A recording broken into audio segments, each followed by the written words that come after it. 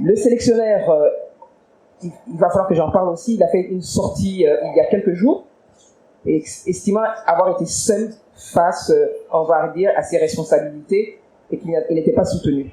Donc, la vitrine était en difficulté. Maître Abbé, c'est votre responsabilité. Vous n'avez pas aidé le sélectionneur à réussir sa mission. Ce que je peux vous dire, je passe d'abord par le sélectionneur. Alors, le Patrick Baumel... Sans faire de polémique, parce que ce sont les faits, parce que c'est écrit. Je décris simplement, je laisse factuel. Patrice Baumel donc, nous a dit, on a lu dans hier ou avant-hier, il était tout seul. Ça n'a jamais été le cas. Hein. Quand nous sommes arrivés, nous étions tout le temps avec lui. J'ai tout le temps voyagé avec lui. Quand la présidente ne pouvait pas venir, j'étais tout le temps avec lui. On discutait de tout ce qu'il devait faire. Votre micro plus près de votre bouche, s'il vous plaît, maître. Voilà, merci. On discutait de tout. Il me parlait donc de ses convictions, de ses difficultés. On en discutait, mais je ne pouvais en aucun cas me mêler de ses choix, de son choix concernant un joueur, de ses choix concernant plusieurs joueurs. Donc je le laissais faire parce que c'était son domaine. Je n'avais pas à me mêler. Et ni la présidente, ni un autre membre du comité de normalisation, parce que chacun avait son domaine à gérer. On discutait, s'il avait des difficultés, il pouvait nous en parler sans autre. Nous n'avions pas à lui dire non pour tout ce qu'il avait demandé, pour tout ce qu'il pouvait faire. Il avait le champ libre. Non. Tout seul, il n'était pas. Je sais que vous voulez réagir. Je voulais réagir par rapport au fait d'être seul. Et je voudrais dire qu'un leader a pour compagnon la solitude. Et il faut pouvoir assumer cette solitude-là. Assumer la solitude, mais aussi assumer ses décisions et les conséquences de ses décisions. Tout ça, ça rentre dans l'aspect solitude. Et demandez aux leaders, ils vous diront que même s'ils sont entourés de beaucoup de personnes, ils se sentent seuls. Mais ça, quand on est en position de leadership, il faut l'accepter. Mais surtout, ensuite, assumer aussi le résultat de ces décisions. Pour moi, c'est vraiment le corollaire du leadership et on devait pouvoir s'en tenir là. Je voudrais aussi renforcer ce que Maître a dit, que nous ne sommes à aucun moment, et ça a été volontaire, intervenu dans le choix du coach. Parce qu'il devait assumer ses choix, mais les assumer tout seul. C'était lui le technicien, c'était pas nous. Donc à aucun moment on l'a influencé dans le choix des éléments qu'il mettait sur le terrain. Ça, c'était son choix, c'était à lui de le faire. Et je voulais insister là-dessus pour dire qu'on n'est vraiment pas intervenu là-dessus. Mais tout ce dont il avait besoin, matériellement, a été mis à sa disposition. Est-ce qu'après vous faisiez un débrief des matchs, même si techniquement ce n'était pas votre responsabilité? Oui, on faisait les débriefings du match et même je m'astreignais chaque fois que j'étais avec l'équipe, notamment au niveau de la CAN, d'assister à la rencontre juste avant d'aller au match. Donc, oui, on a assisté. Et plusieurs fois, on lui a fait nos remarques. Mais c'est lui le sélectionneur, il a justifié, mais il avait une méthode qu'il voulait mettre en route, il a mis sa méthode, bon, le résultat a été ce que c'est. Et son contrat a pris fin le 6 avril dernier. Demain, c'est la fin du Connor FIF. Mais avant de parler des dossiers à transmettre, comment vous vous sentez? Vous êtes soulagé? Parce qu'on l'a ouï dire, après ce sont les rumeurs, que vous ne vouliez pas partir. Mais si je ne voulais pas partir, c'est peut-être que beaucoup ne savent pas que j'ai des activités et que j'ai dû suspendre ces activités pour venir. Pour moi, le CNFIF, c'était juste une mission. Mais aujourd'hui, je comprends pourquoi certains ont dit qu'on ne voulait pas partir. Parce que vous savez, et ça c'est un secret que je vais révéler, dans les affaires OTAS, l'un des arguments contre la normalisation, c'était si on met un comité de normalisation, ils ne vont pas vouloir partir. C'est un argument, alors qu'on ne savait même pas encore qui allait être à la normalisation, etc. Mais je veux dire, moi, je dis un gros ouf. Je dis que je suis une femme de mission, ma mission est accomplie, et je suis heureuse de repartir à mes activités que j'ai dû mettre beaucoup entre parenthèses. Et pour moi, c'est, comme je l'ai dit souvent, la fin vaut mieux que le commencement. Bien terminer la mission, c'était quelque chose de très très important pour moi. Le foot n'est pas mon milieu de prédilection. C'est un monde de passion et de déraison où on me demandait d'introduire un peu de raison. Bon, c'est pour ça qu'on vous a je ne choisi. suis pas passionnée de foot, donc c'est vraiment pas le milieu dans lequel j'aurais envie de faire carrière. Et puis ma carrière, non. J'ai une carrière dans le développement et cette carrière, je la poursuis depuis et j'ai encore beaucoup de choses à faire. Mais vous comprenez pourquoi on vous a choisi. Vous étiez à équidistance de toutes les parties. Je le comprends, mais si on m'avait dit qu'il y avait autant de violence, peut-être que j'aurais fait machine arrière. Mais pour moi, ça a été un parcours, je l'ai appelé une odyssée palpitante, tumultueuse, mouvementée, mais palpitante. C'était une odyssée parce que j'ai appris beaucoup de choses, j'ai rencontré beaucoup de personnes, ça a été une expérience humaine, mais ça a été aussi quelque part une expérience spirituelle. Donc, vous avez supporté, une très belle expérience. Vous avez supporté les attaques après votre arrivée. Je pense que vous avez fait l'unanimité et qu'à un moment donné, les choses se sont un peu, on va dire, c'était un peu moins limpide. Vous avez supporté ces attaques, justifiées ou non, hein? Comment vous les avez ressenties? Alors, la première des choses, je me dis, un manguier qui ne porte pas de fruits n'a pas de jet de cailloux. Dès lors que vous portez des fruits, vous aurez des jets de cailloux. Donc, j'ai accepté ces jets de cailloux. Mais, je veux dire, j'ai supporté pour 3 raisons, principalement. La première raison, je suis une croyante, j'ai foi en Dieu, et je n'avais pas à me reprocher quoi que ce soit. Donc, ma foi en Dieu m'a permis de tenir. La deuxième, c'est par rapport à ma famille et à tous ceux qui ont accepté de m'accompagner et de venir travailler avec moi. Je devais résister, persévérer et être résiliente, ne serait-ce que pour eux. Et le troisième, ça va vous surprendre, j'ai été résiliente pour les femmes. J'apprécie. Je ne suis pas étonnée. Résiliente pour les femmes. Parce que dans ma position de femme leader, beaucoup de femmes me regardaient. Les attaques qui ont été contre moi, ça a été aussi contre beaucoup de femmes. Elles l'ont perçu, elles l'ont encaissé individuellement. Donc il fallait que je résiste, ne serait-ce que pour elles. Donc à aucun moment vous n'avez voulu penser jeter l'éponge? Jamais. Jamais. Très bien. D'accord, une odyssée Mais palpitante. handover, juste, qu'est-ce que vous remettez au COMEX demain? Même si c'est vrai que ce sera peut-être à 8 clous, mais en gros, les gros dossiers, qu'est-ce que vous transmettez au futur COMEX?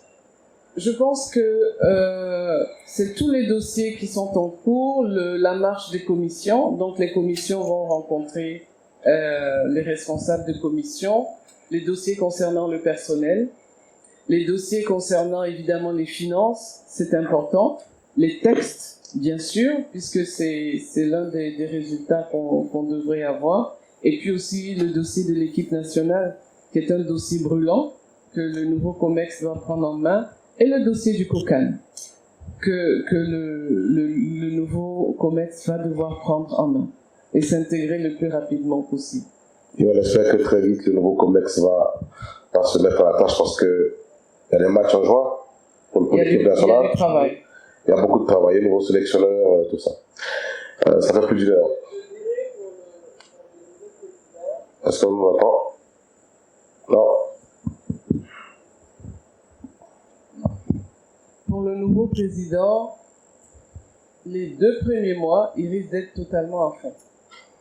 Donner le tempo avant que le reste de l'équipe puisse aller, parce que les choses ne peuvent plus se faire comme avant. La Covid est passée par là, la modernisation est passée par là, les audits organisationnels et financiers sont passés par là, donc il y a un gros chantier. Et pendant 2 mois, je pense que il va devoir s'impliquer presque tous les jours. Ça serait quotidien le matin.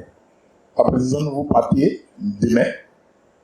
Coup de cœur, coup de gueule pour le monde sportif. C'est tout. Alors, je vais peut-être commencer par le coup de gueule. Il y a trop de déraisons injustifiées dans le foot. Tout se justifie par la passion. Et la vie, c'est pas juste de se laisser porter par les passions. C'est vraiment mon coup de gueule. Et mon deuxième coup de gueule, parce que j'en ai 2 là. Si on me disait de faire le point, après tout, que ce soit au niveau de l'équipe nationale, un des constats, la Côte d'Ivoire ne s'aime pas. Les Ivoiriens ne s'aiment pas eux-mêmes. C'est ma plus grande douleur. Pourquoi vous le dites? C'est fort, hein, ça, oui. C'est ma plus grande douleur. Parce que quand je vois, et ça se traduit sur l'équipe nationale. C'est-à-dire, quand je vois, madame, vous partez demain, on veut comprendre. Quand je vois des Sénégalais, malgré tout ce qu'il y a de mauvais au Sénégal, parler du Sénégal, ils aiment leur pays. Vous voulez dire qu'il n'y a pas de patriotisme? C'est pas le patriotisme vraiment de cœur qu'on devrait avoir. C'est un patriotisme du bout des lèvres. Permettez-moi, j'allais dire parfois un peu alimentaire. Mais, madame, je vous dis, c'est fort ce que vous dites. Oui, je le dis. Pourquoi? Parce que c'est même bon aussi bien pour les supporters et tout. C'est-à-dire quand on aime son pays, dans le pays tout n'est pas beau. Mais quand on aime son pays, on le prend avec ce qui est beau, ce qui n'est pas beau, et ce qui n'est pas beau, on le lave en famille. On l'expose pas. Vous êtes déçu? Pas déçu. Je dirais que rentrer dans le foot m'a permis de voir tout ce que mon pays a de très beau, mais aussi ce que mon pays a de pas très beau. Et ce que j'ai vu de pas très beau, je me dis, c'est peut-être, dans mes réflexions, je me dis, c'est peut-être les conséquences de la guerre. Mais son doigt est là, ne pas s'aimer autant, ça, j'ai un peu mal au cœur pour ça. Ça, j'ai un peu mal au cœur pour ça. Mon coup de cœur, c'est ça? Oui, c'est ça. Coup de cœur. Mon coup de cœur revient à deux choses. La première, c'est d'abord l'équipe nationale. Je les ai côtoyés. Pendant 1 mois, j'étais prévue pour y aller 4 jours. J'ai finalement fait un mois. Ce sont des garçons qui sont vaillants, qui ont besoin d'un peu plus d'armure, je veux dire psychologique, comme je dis, ce patriotisme qui fait qu'on est prêt à se tuer pour le pays. Mais je veux dire, j'ai adoré mes 1 mois que j'ai fait avec eux. Ce sont des êtres humains, ça a été une très belle aventure. Et puis, le deuxième coup de cœur, c'est le foot féminin. J'ai appris à les voir, j'ai appris à les regarder évoluer. J'avais jamais regardé un match de foot féminin. Et là, je pense qu'il y a beaucoup de choses à faire. Il y a beaucoup de choses à faire, il y a beaucoup de choses qu'elles peuvent apporter. J'admire la passion de ces femmes-là qui se dédient au foot. On a vu des joueuses même qui avaient des bébés de 6 mois, qui allaitaient et qui venaient sur le terrain. Cette passion-là, j'admire. Voilà. Vous avez admiré. Vous quittez le football? J'admire toujours. Vous quittez le monde du football, même si c'est la fin du Connor. Est-ce que vous n'allez pas partir, madame? Je ne sais pas si on peut partir du foot, mais ce qui est sûr, c'est que je ne verrai plus un match de foot comme avant. Aujourd'hui, je peux m'asseoir, même devant la télévision, et regarder le match de foot jusqu'à la fin. Avant, je ne faisais pas 5 minutes. C'était très ennuyeux. Donc il y a du bon. D'accord. Avant de vous laisser la conclusion, avez-vous un message pour... parce que vous semblez parler de la sélection nationale avec beaucoup de plaisir.